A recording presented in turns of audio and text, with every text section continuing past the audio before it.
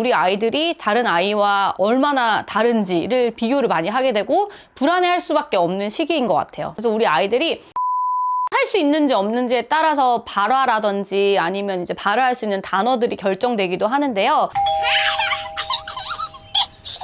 안녕하세요, 청아입니다. 오늘은 정말 많은 분들이 관심을 가지는 주제인 언어 발달에 대해서 한번 얘기를 해보도록 하겠습니다. 진짜 신기한 게 걸음마 하기 전에는 온통 관심사가 다 걸음마에 가 있잖아요. 저희 언제 뒤집어 언제 내발기기 하지 그러다가 발화 언어 발달로 넘어가게 되는 것 같아요. 그래서 아이가 한 18개월쯤 되면 이제 대부분 걸음마 다 할 테니까 그때쯤 되면 이제 우리 아이가 얼마나 많은 단어를 지금 말하는지, 그리고 인스타 보면서 저 집에는 몇 개월인데 말을 왜 이렇게 잘해, 뭐 2단어도 붙여서 말하네, 이런 것처럼 언어 발달에 온통 관심이 다 쏠려 있어요. 그럴 수밖에 없습니다. 오늘은 우리 아이가 왜 이렇게 말이 안 트이지? 우리 아이가 좀 말이 늦는 거 아닐까? 이렇게 고민하시는 분들께 우리 아이를 집에서 언어 발달을 도울 수 있는 여러 가지의 팁들을, 좀 실제적인 팁들을 알려드리고자 준비를 했습니다. 보통 아이들이 첫 단어를 말하기 시작하는 건 평균 8개월 정도라고 나와 있어요. 사실 이때는 옹알이에 더 가까운 발화라고 할 수 있습니다. 이전에는 계속 옹알이의 단계를 거치다가 이제 의미 있는 단어를 말하기 시작하고 이제 그것들의 개수가 많아지게 되는 게 이제 돌부터, 그리고 언어 발달의 폭발적인 언어 폭발기라고 말하는 시기가 이제 18개월부터 24개월까지의 기간을 말합니다. 그러면은 요때 좀 많이 차이가 있을 수도 있는 거죠. 여기까지나 평균적인 발달이고, 이 시기 아이들은 개인차가 굉장히 큰 시기예요. 그러다 보니 이제 말할 수 있는 단어의 수도, 그 다음에 2단어, 3단어를 붙이는 그런 속도도 아이마다 굉장히 다를 수밖에 없고, 그러다 보니 자연스럽게 이제 우리 아이들이 다른 아이와 얼마나 다른지를 비교를 많이 하게 되고 불안해할 수밖에 없는 시기인 것 같아요. 그러면 우리 아이가 좀 언어가 안 되네, 이런 문제점을 좀 갖고 행동을 좀 해야 되는 그 시기는 언제부터라고 보세요? 일단 18개월, 19개월 이쯤에서 아직 발화가 안 됐다, 좀 더 지켜봐도 괜찮습니다. 네. 근데 2돌이 지나서까지 우리 아이가 이 내가 말하는 언어에 대해서 반응하지 않거나 혹은 표현 언어가 전혀 없거나 하는 경우는 센터에 가는 걸 추천합니다. 제가 지금 말씀드리는 여러 가지 항목 중에 해당되는 게 있다고 하면 센터에 반드시 방문을 한번 해보기를 추천드릴게요. 첫 번째는 일관성 있는 말소리로 내 의도를 표현하지 못한다. 그러니까 뭔가 그냥 이게 단어가 아니더라도 그냥 물을 달라고 하는 말을 그냥 봐봐라고 해도 되는데, 이 봐봐라고 하면은 물이야. 이런 거에 대한 언어는 사실 규칙이기 때문에 나랑 그냥 주 양육자와의 어떤 규칙이 있는 단어가 있으면 상관없는데, 내가 뭔가를 표현하는 어떤 그 지칭하거나 표현하는 것에 대한 일관성이 없는 거죠. 두 번째는 아주 간단한 지침에 대해서도 이해하지 못한다. 예를 들면 제일 간단하게는 이리 와, 따라와 이랬을 때 아무런 반응이 없거나, 혹은 앉아, 아니면 일어나, 아니면 뭐 이런 간단한 어떤 그 지침에 대해서도 이해하지 못한다가 두 번째 경우에 해당됩니다. 세 번째는 이제 제일 중요한데요. 아이가 표현할 수 있는 단어가 없다면 그러면 이제 센터에 방문을 해봐야 됩니다. 그래서 이 표현하는 단어라고 하면은 아까 말했던 것처럼 뭐 물이면 무, 아니면 뭐 빠빠면 뭐 밥을 먹는다면 뭐 빠빠, 이런 식으로 내가 항상 어떤 그 단어라든지 아니면 행동에 대해서 양육자와 소통하는 그런 단어가 있잖아요. 그게 언어인데 그 언어가 없는 경우에는 표현 언어가 없는 거라고 볼 수 있습니다. 그리고 네 번째, 새로운 낱말 모방을 시도하지 않는다. 이때는 아이들이 모방을 통해서 언어를 습득하는 시기이기 때문에 새로운 단어에 대한 모방이 활발히 일어나는 시기이기도 해요. 뭐 예를 들면 빨강, 파랑, 녹색, 뭐 노랑 이런 것들을 알려주면 이제 조금씩 따라 하거든요. 그래서 그거를 따라하면서 어휘를 습득하게 되는데 전혀 모방에 대한 행동이 나타나지 않는 경우가 이 경우에 해당됩니다. 그리고 24개월이 지나서까지도 제가 말씀드린 이런 발달이 이루어지지 못한다고 하면 센터를 가야 되고요.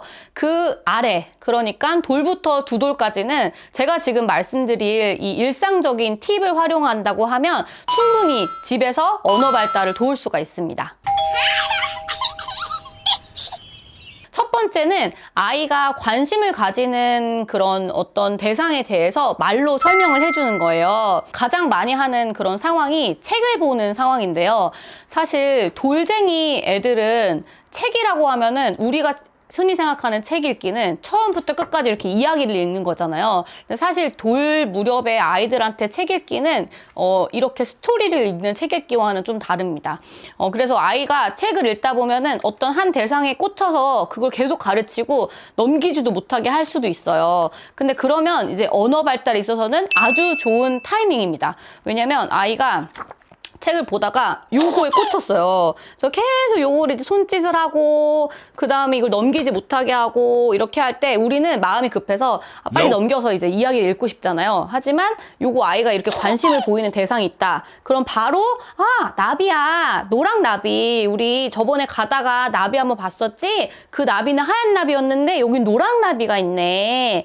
나비는 이렇게 날개도 있고 알록달록 다양한 색깔이 있어. 이렇게 아이가 관심을 가지는 대상이 있으면 놓치지 말고 그거를 다양한 언어로 풀어주는 게 가장 중요한 또 꿀팁입니다. 두 번째는 아이가 한 단어로 어떤 단어를 말했을 때 그걸 훨씬 더 많은 단어와 그다음 어휘로 확장을 해주는 거예요. 한 가지 예로 아이와 함께 산책을 가다가 아이가 멍멍이를 발견하고 멍멍 이렇게 얘기를 했어요. 그럼 저희는 이 멍멍이라는 단어에 대해서 더 많은 이제 멍멍과 관련된 단어들을 말을 해주는 거예요. 그래서 예를 들어 아이가 멍멍 이래서 멍멍이를 가리켰을 때 저희는 어떻게 해줄 수 있냐면요. 맞아 멍멍이다. 저 멍멍이 봐봐. 꼬리가 엄청 길고 살랑살랑 꼬리를 흔들지. 그리고 털이 엄청 길다. 귀도 쫑긋 서 있지. 이렇게 여러 가지 의성어 의태어를 활용하고 그다음 여러 가지 표현들을 활용해서 이 멍멍이와 관련된 여러 단어들을 얘기를 해줄 수가 있습니다. 세 번째는 아이의 말을 굳이 교정해주지 마세요. 아이가 바나나인데 마나 이렇게 말할 수도 있고요. 그 다음에 멍멍이는 사실 멍멍이 아니고 강아지잖아요. 근데 이거를 아니야 이렇게 말해봐 다시 말해봐 아이가 마나 이러는데 바나나 이런 식으로 계속 교정을 해주려고 시도하면 사실 아이는 이렇게 발화하는 거에 대한 재미라든지 흥미가 완전히 사라져요. 그래서 아이가 충분히 더 많이 발화하고 뭐든지 다 발화하고 내가 입 밖으로 내보낼 수 있게 자신감을 가지게 해주려면 교정해주는 건 좋지 않습니다. 근데 그렇다고 해서 아이가 말하는 걸 다시 말해봐 바나나 이렇게는 안 하더라도 내가 그냥 바나나라고 표현하면 돼요. 아이가 엄마 마나 이렇게 했을 때 바나나 줄까? 그치 여기 바나나 있지 바나나 줄게 하면서 이제 내가 바나나를 얘기하면 되지 아이의 말을 굳이 고치려고 하면 아이의 이제 그런 언어라든지 발화에서 흥미가 떨어질 수 있다는 점을 꼭 기억하시면 좋을 것 같아요. 다음은 우리 아이들한테 너무 많은 질문을 하는 것도 피해야 돼요. 사실 좋은 질문은 따로 있는데요. 정답이 없는 질문을 하는 건 괜찮습니다. 우리 아이들이 열려있는 질문이나 정답이 없는 질문들은 예를 들면 이런 거예요. 빨강색, 노랑색, 파랑색 이런 게 있었는데 이거 무슨 색이야? 빨강색이야? 노랑색이야? 파랑 이건 정답이 있는 질문이죠. 근데 반대로 이렇게 여러 가지 색깔이 있네. 유진이는 어떤 색이 제일 좋아? 이러면서 이렇게 열려있는 질문을 할 때 언어 발달에서는 도움을 주는 질문들이고요. 정답이 있는 질문을 하는 거는 이제 아이의 말을 교정해 주는 것과 마찬가지로 언어 발달을 좀 위축할 수 있게 만듭니다. 그 다음으로는 사실 책만한 게 언어 발달에서 중요한 게 없습니다. 이 책이라고 하는 거는 사실 이 시기 아이들한테는 좋은 놀잇감 중 하나예요. 그래서 책을 통해서 내가 많은 스토리를 알려줘야 되고 많은 지식을 전달해야 되고 하는 수단은 절대 아닙니다.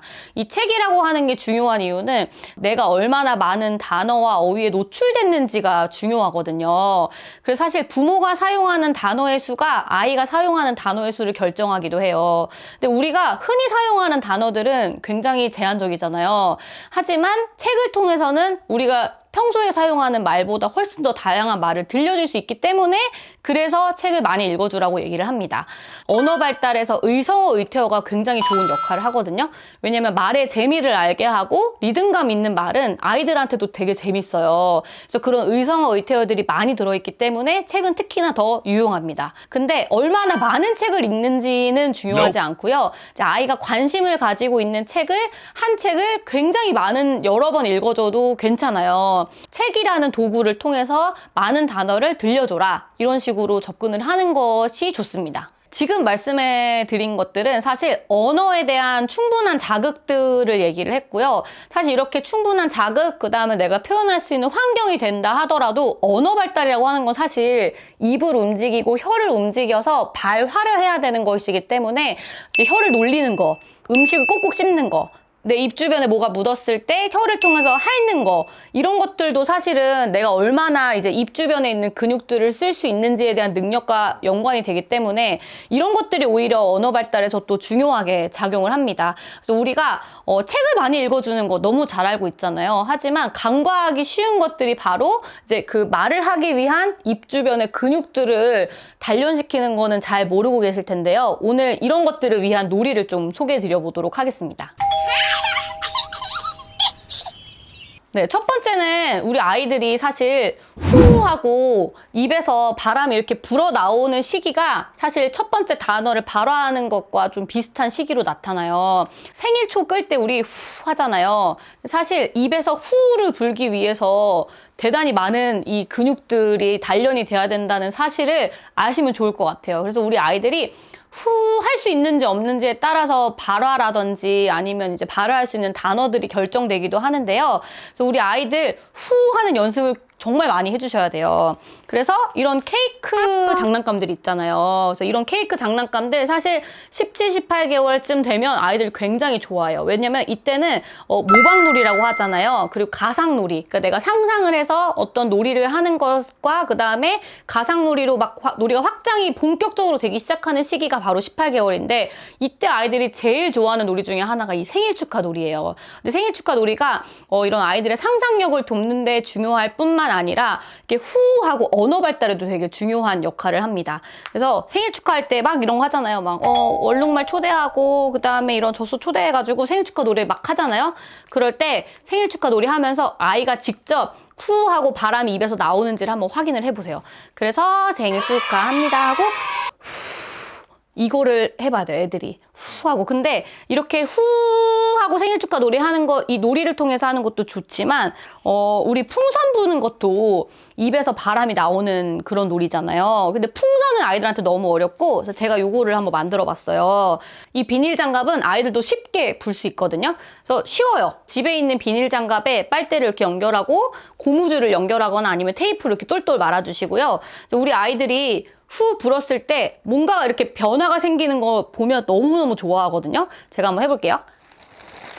아이가 아주 작은 힘으로도 얘가 부풀어 올라요. 더 재밌게 하려면 여기 안에다가 뭐 색종이를 넣어주거나 할 수도 있겠는데요. 근데 이렇게 작은 힘으로 이렇게 손가락 뽕뽕뽕뽕뽕 나오는 요 변화들을 보는 것만으로도 아이들이 충분히 재밌어하기 때문에 이 놀이를 많이 해주는 게 굉장히 중요합니다. 18개월 전에 아이들이 이거 잘 못할 수도 있어요. 근데 그때쯤부터 시작해서 많이 연습을 해줘야 내가 발화에 필요한 이런 볼의 근육, 혀의 놀림 이런 것들 다 연습할 수 있거든요. 그래서 요거 집에서 많이 해주시는 것을 추천합니다.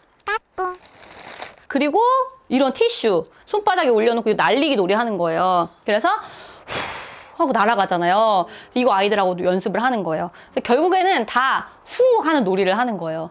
그래서 우리 아이가 이렇게 후 했을 때 바람이 나오느냐 안 나오느냐가 발화를 결정하기 때문에 후 하는 놀이를 최대한 이때 많이 해주기를 추천합니다.